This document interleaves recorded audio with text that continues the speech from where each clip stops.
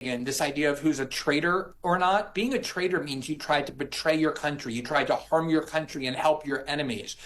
Edward Snowden had this archive of information that he was entitled to have. He had classified top secret security clearance.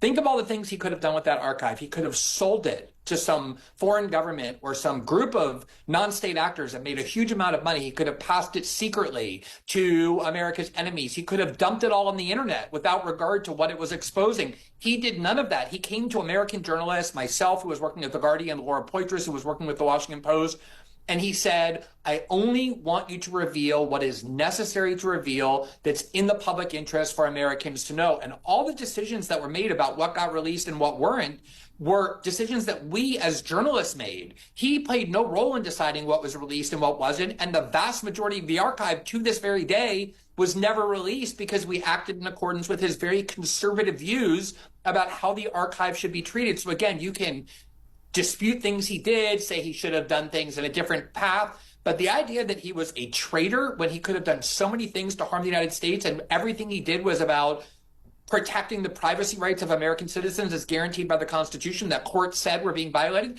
that's why Tulsi defended him. Not because she believed everything he did was perfect, but because she knew that he was the only person with the courage to come forward and risk his liberty and risk his life, which he did in a very courageous way, simply to let American citizens know what their government was doing to them in the dark. And I think this kind of histrionics about demanding that she call him a traitor is ridiculous.